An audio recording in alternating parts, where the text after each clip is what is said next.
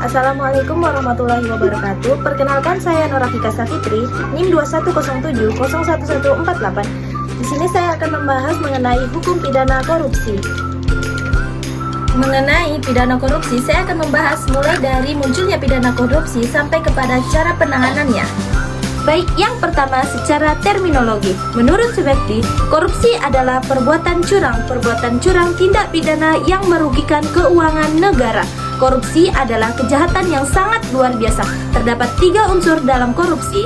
Yang pertama, perbuatan melawan hukum. Yang kedua, penyalahgunaan wewenang. Dan yang ketiga, merugikan negara. Lanjut ke teori penyebab korupsi. Langsung saja kita ke video dan penjelasannya. Menurut Klitgrat, penyebab dari korupsi itu karena adanya monopoli kekuasaan dan discretion untuk bertindak yang secara berlebihan sehingga rendahnya akuntabilitas. Itulah terjadinya korupsi. Dengan kata lain, peluang untuk melakukan korupsi cenderung meningkat jika seseorang memiliki monopoli kekuasaan atau diskresi tertentu. Perbuatan melawan hukum adalah perbuatan yang bertentangan dengan hukum objektif dan hukum subjektif, serta tidak mempunyai hak sendiri. Undang-Undang Nomor 31 Tahun 1999 Junto dan Undang-Undang Nomor 20 Tahun 2001 tentang pemberantasan korupsi digunakan untuk menjerat penyelenggaraan negara, penegakan hukum, dan pegawai negara. Dalam korupsi jenis ini, Pasal 3 Undang-Undang 33 Tahun 1999 Junto dan Undang-Undang Nomor 20 Tahun 2002. Unsur penyalahgunaan wewenang, kesempatan atau sarana yang dimiliki karena jabatan atau kedudukan. Sebuah perbuatan bisa dikategorikan ke dalam korupsi jenis ini bila memenuhi unsur-unsur. Setiap orang menguntungkan diri sendiri, orang lain, atau suatu korporasi, menyalahgunakan kewenangan, kesempatan atau sarana, dan ada pandangan karena jabatan atau kedudukan dapat merugikan keuangan negara atau perekonomian negara. Sebelum pada frasa merugikan keuangan dapat dianggap merugikan keuangan negara apabila tindakan tersebut berpotensi menimbulkan kerugian negara. Adanya tindak pidana korupsi cukup dengan dipenuhinya unsur-unsur perbuatan yang sudah dirumuskan, bukan dengan timbulnya akibat. Baik, saya lanjut mengenai penyebab korupsi. Terdapat 2 faktor dalam penyebab korupsi, yaitu secara internal dan secara eksternal. Mengenai lebih lanjut tentang faktor internal dan eksternal, tonton saja video berikut ini. Mengenai faktor internal dapat dilihat dari aspek perilaku individu, yaitu sifat tamak atau rakus manusia, moral yang kurang kuat, serta gaya hidup yang konsumtif. Dan dapat dilihat dari aspek sosial. Perilaku korupsi dapat terjadi karena dorongan perilaku keluarga.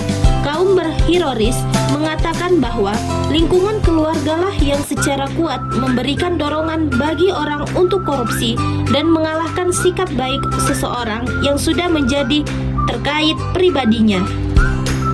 Dan lingkungannya dalam hal ini malah memberikan dorongan dan bukan memberikan hukuman pada orang ketika ia menyalahgunakan kekuasaannya. Nah, itu dia sedikit gambaran dan video mengenai penyebab korupsi. Sekarang kita lanjut mengenai cara penanganan korupsi. Selamat menyaksikan. Yang pertama, perbaikan sistem. Banyak sistem yang diterapkan di Indonesia memberikan peluang tindak pidana korupsi. Sistem yang baik bisa meminimalisir terjadinya tindak pidana korupsi. Maka itu diperlukan perbaikan sistem. Misalnya, mendorong transportasi penyelenggaraan negara seperti yang dilakukan KPK, menerima pelaporan LHKPN, laporan harta kekayaan penyelenggaraan negara, dan juga gratifikasi. Memberikan rekomendasi kepada kementerian dan lembaga terkait untuk melakukan langkah-langkah perbaikan. Memodernisasi pelayanan publik dengan online dan sistem pengawasan yang terintegrasi agar lebih transparan dan efektif. Yang kedua, secara represif.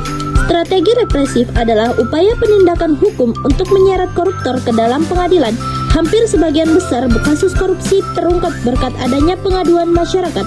Pengadilan masyarakat merupakan salah satu sumber informasi yang sangat penting untuk diteruskan oleh KPK. Dalam strategi ini, tahap yang dilakukan adalah penanganan laporan pengaduan masyarakat. KPK melakukan proses verifikasi dalam penelaahan. Kedua, penyelidikan. Ketiga, penyidikan. Keempat, penuntutan. Dan yang terakhir, eksekusi. Yang ketiga adalah edukasi dan kampanye. Edukasi dan kampanye adalah strategi pembelajaran pendidikan anti korupsi dengan tujuan membangkitkan kesadaran masyarakat mengenai dampak korupsi, mengajak masyarakat untuk terlibat dalam gerakan pemberantasan korupsi, serta membangun perilaku dan budaya anti korupsi tidak hanya bagi mahasiswa dan masyarakat umum, namun juga anak usia dini, taman kanak-kanak dan sekolah dasar. Itu dia video presentasi mengenai hukum pidana korupsi. Terima kasih, saya Norafika Safitri, pamit undur diri. Wassalamualaikum warahmatullahi wabarakatuh.